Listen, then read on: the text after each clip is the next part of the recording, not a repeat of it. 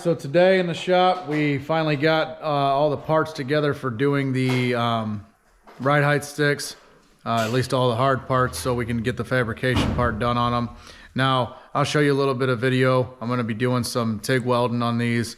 Now, most of the stuff you guys have probably seen on TV or in a documentary or whatever is more MIG welding. So that's would be this old machine here. Just a simple MIG welding machine. Basically, you got a gun, you turn it on, you turn your gas on, you simply pull the trigger, the wire comes out the end here, the gas comes out around the wire. The gas is an inert gas, so it's not flammable.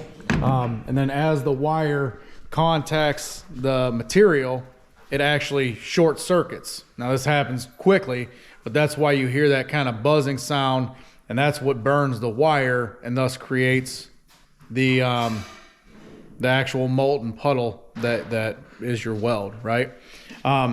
So the other style of welding that we use, especially around the race shop, and that's kind of the advantage of, that's my trade. I'm a welder, Dad's a machinist, Brandon's a bit of a fabricator.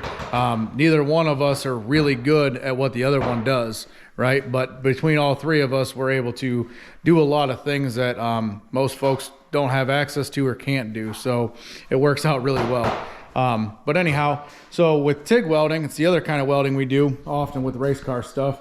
This is my TIG machine. This is a lot different deal.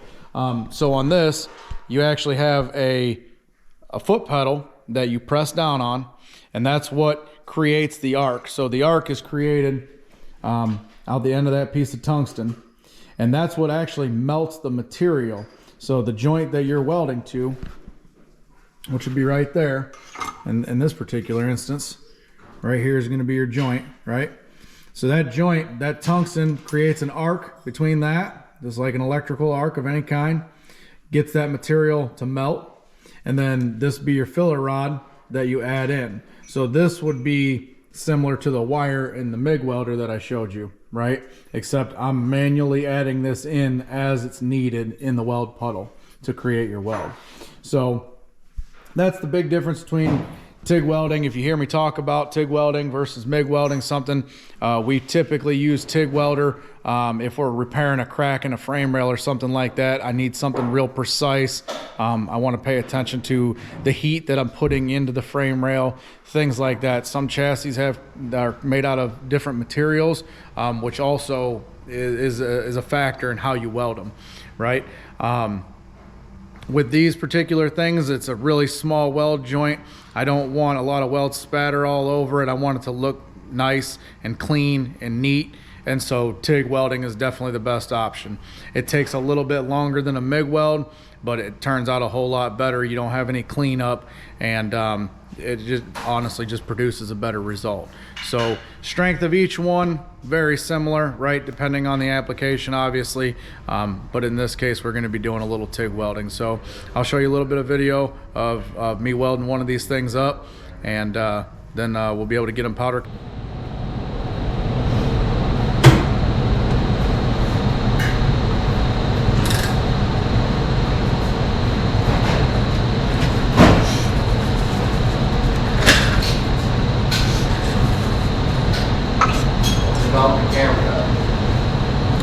I'm pretty sure GoPros are tested up to 7,000 degrees.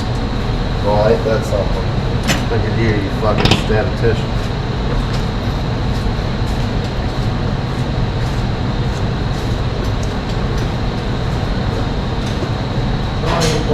That's what happens when you share plugs with another piece of equipment in the shop. You look like an idiot on camera when you go to start welding and it's not plugged back in.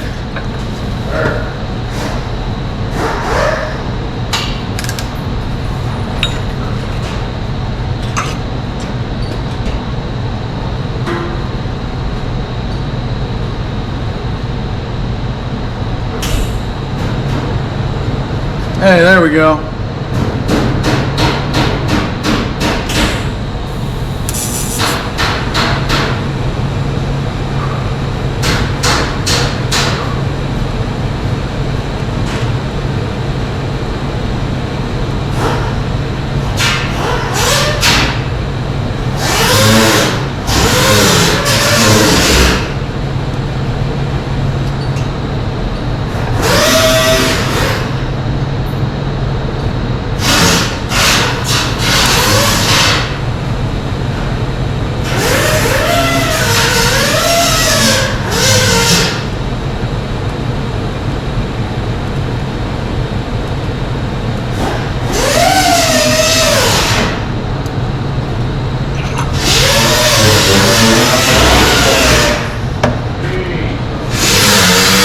So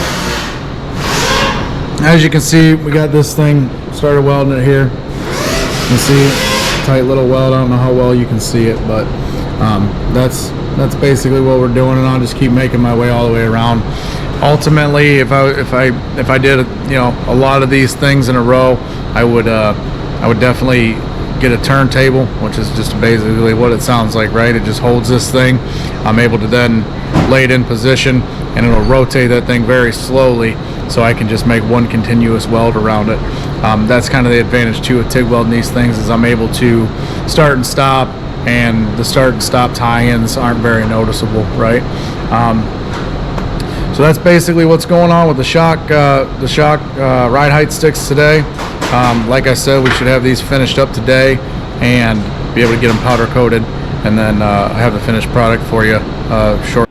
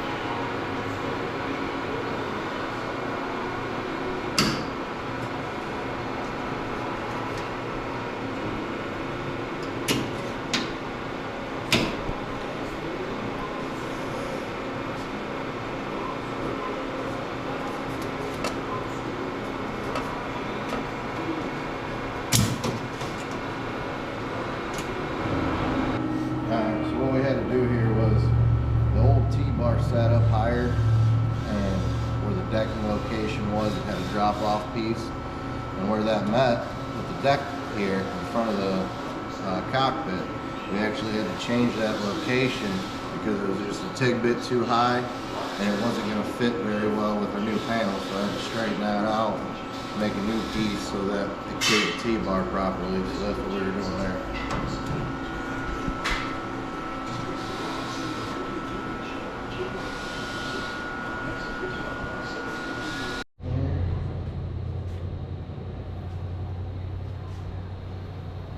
Cockpit cut. So make sure the cockpit is on a level with the T-bars.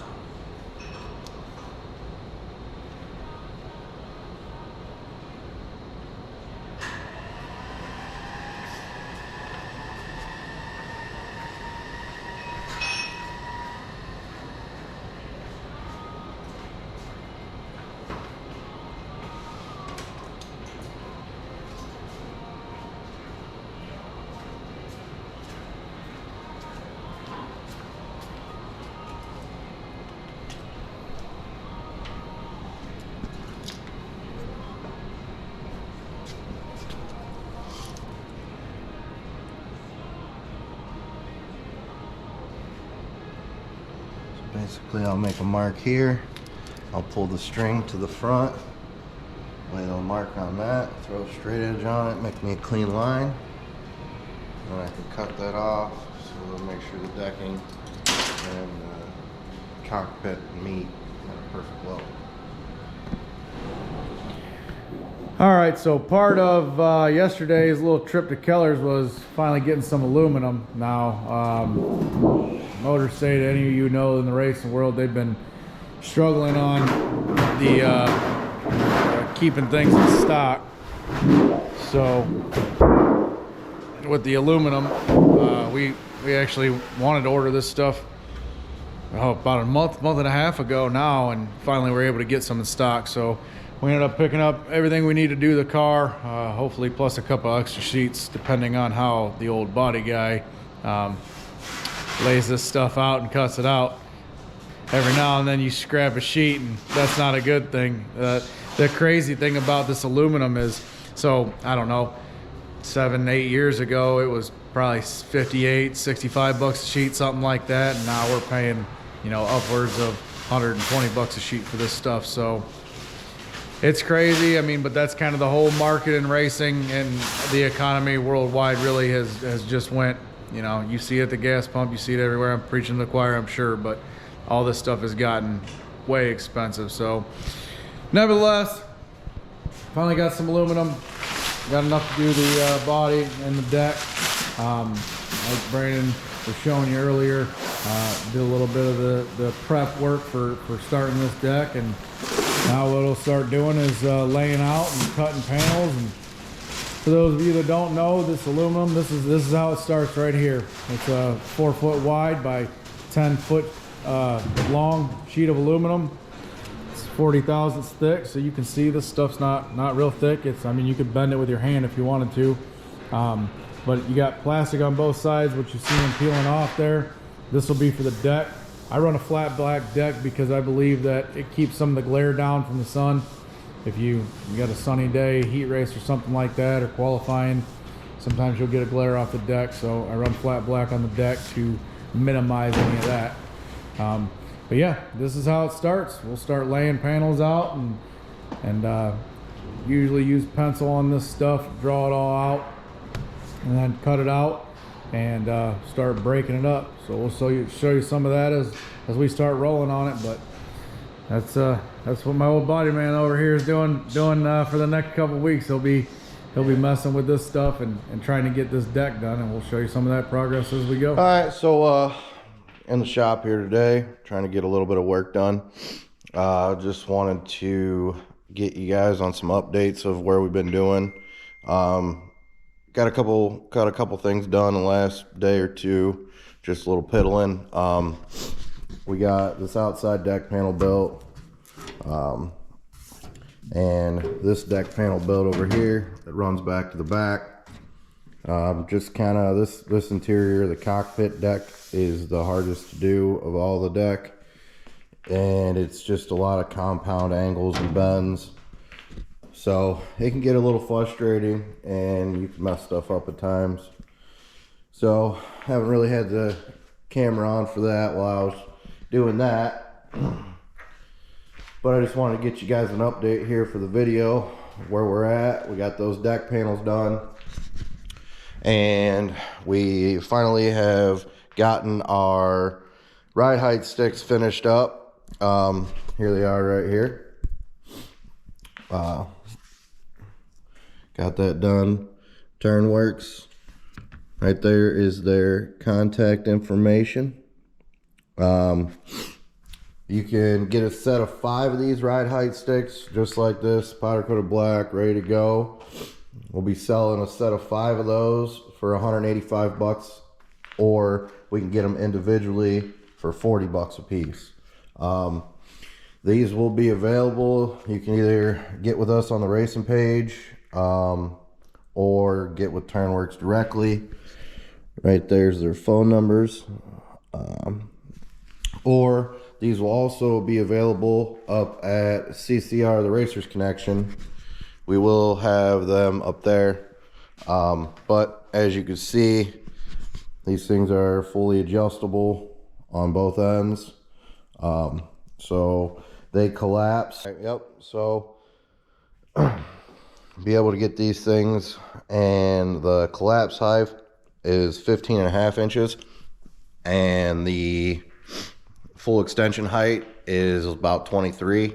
So they should work for pretty much anything that you need to set on sticks, and those will be available, like I said, at the CCI Racers Connection, or to contact Turnworks, or get with us on the racing page, and we'll get you in contact with the correct people, and we'll go from there.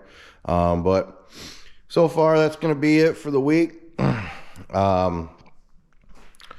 You know, this stuff is not a fast process. Sometimes it goes fast, but sometimes it goes slow, and body work and deck work, those are the slower things. You know, it's costly when you make a mistake, and sometimes you're better off to you know, measure twice and cut once. So all right, that'll be it. Don't forget, like, comment, subscribe.